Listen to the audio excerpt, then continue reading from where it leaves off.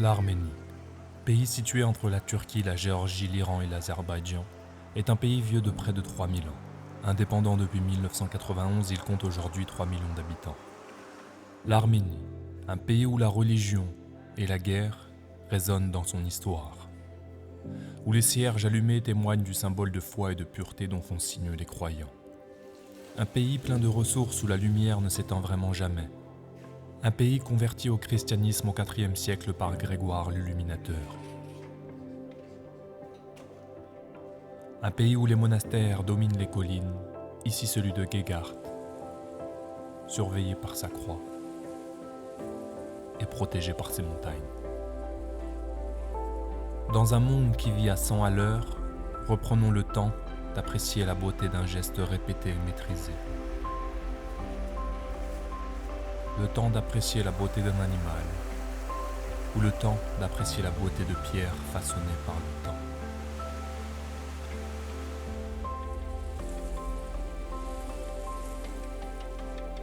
Découvrons ensemble l'Arménie, un pays peu touristique, parfois rudimentaire, mais comme vous le constaterez, rempli de paysages, monuments et lieux magnifiques. Ici, le temple de Garni construit en bloc de basalte lisse au bord de sa falaise. Ce temple païen est un des seuls survivants à la conversion de l'Arménie au christianisme. L'Arménie est donc un peuple florissant, où l'agriculture couvre plus de 70% de la superficie du pays. Les canalisations, pour la plupart en surface, sont soumises à rudes épreuves et peuvent offrir un spectacle à qui sait le contempler.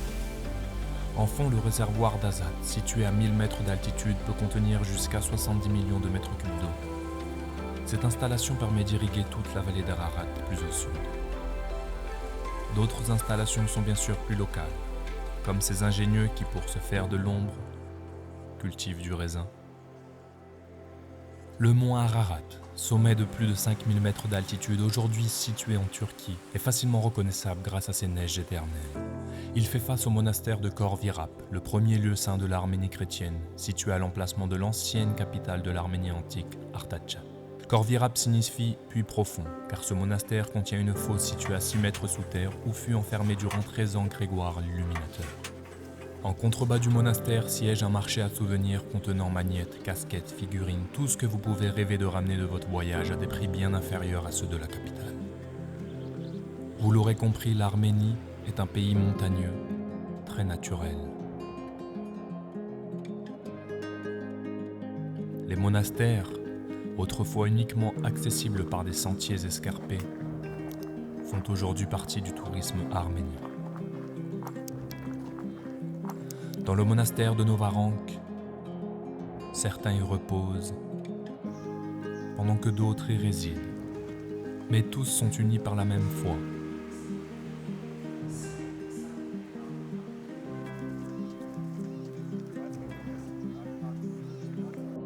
En Arménie, certains vestiges ne se dégradent plus. Certaines constructions paraissent parfois incongrues. Mais toutes comportent une histoire quand on s'y intéresse. Comme ce bâtiment très ingénieux de l'époque soviétique, fait de béton et de fer qui fut construit pour protéger les plaines en contrebas des inondations.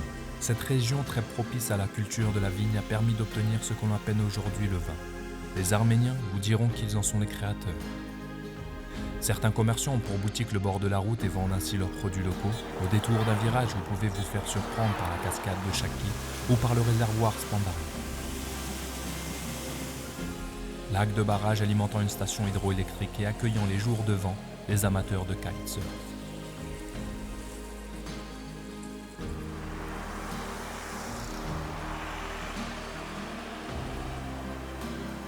Les paysages montagneux sont aussi parsemés de pylônes électriques, faisant le lien entre chaque village. L'Arménie dispose également de l'un des plus grands téléphériques du monde, surnommé les ailes de Tatev, d'une longueur de presque 6 km. Il fut lors de sa construction en 2010 le détenteur du record. Cette installation sert donc à rejoindre le monastère de Tatev. Fondée au IVe siècle, cette réelle forteresse contient différents bâtiments, dont un pressoir à huile de graines utilisé dès le XIIIe siècle. Site architectural, culturel, religieux, très impressionnant, il est niché au sommet de la roche.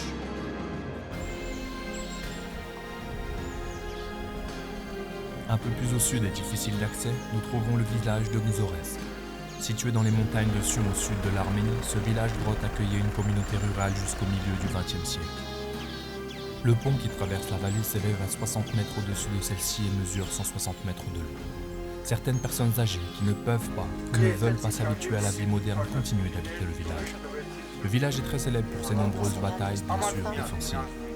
Les petites grottes servaient d'espace de stockage, les grandes étaient des appartements, des lieux de travail ou des églises.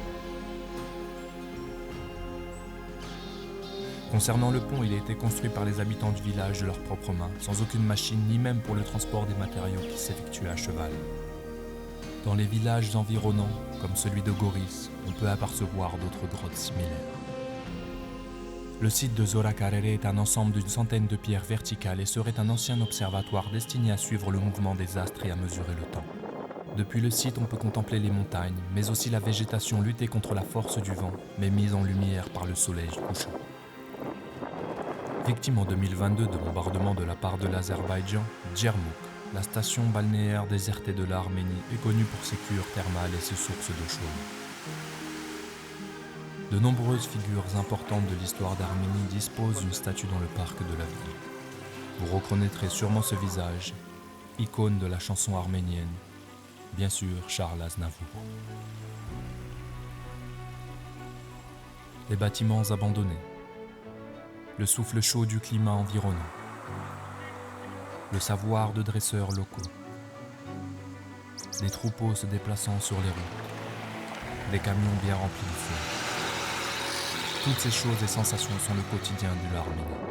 Les poissons vendus sur le trottoir sont signe de la proximité du lac Sevan. Le monastère de Sevanavank surplombe ce dernier et accueille chaque dimanche la messe. Le lac Sevan, 2,5 fois plus grand que le lac Léman, recouvre 5% du territoire arménien. Il est le rendez-vous des familles le week-end pour une baignade, un tour de jet ski, de pédalo, un barbecue ou juste une bière entre amis.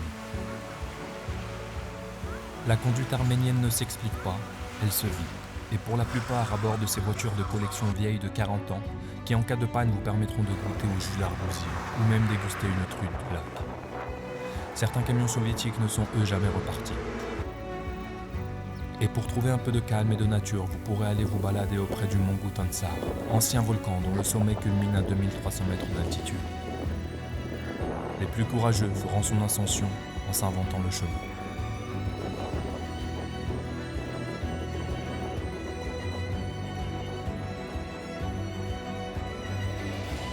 Au sommet, vous pourrez apprécier le spectacle d'un panorama 360 degrés donnant sur la chaîne de montagnes Gegama et sur ses terres agricoles, où quelques agriculteurs moissonnent leurs champs et rentrent ensuite dans l'après-midi, où d'autres conduisent des matériaux à bord de leurs camions soviétiques.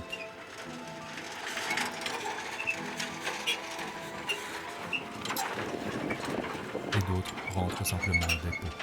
Certains camions ont eu moins de chance et ne roulent plus depuis un moment. Pour se désaltérer, le bord de route offre des pastèques à des prix impensables.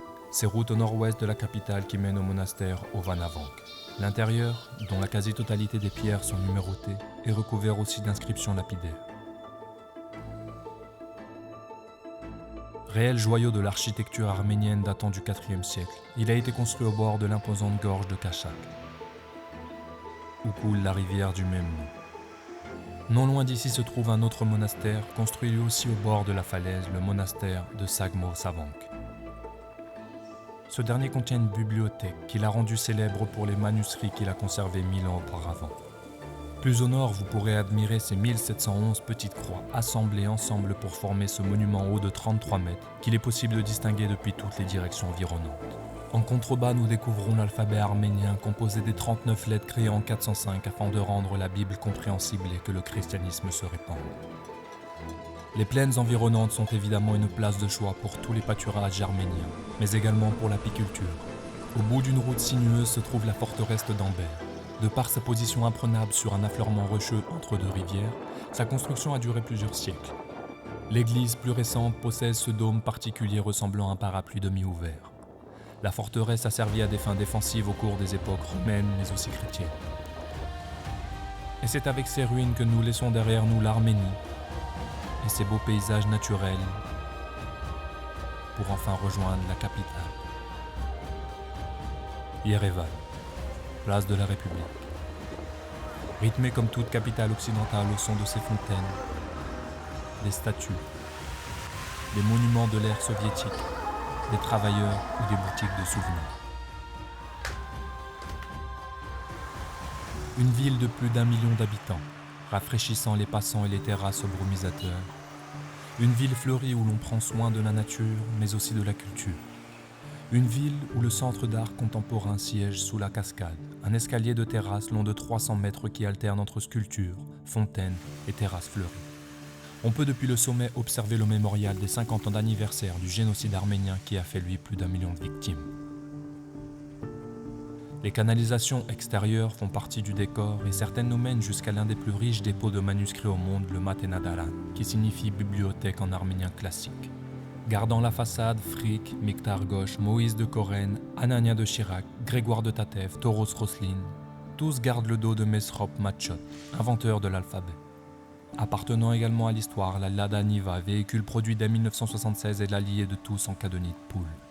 Le marché du vernissage, théâtre de l'art local, est certes très touristique, mais rempli de sculptures en tout genre, de toute taille.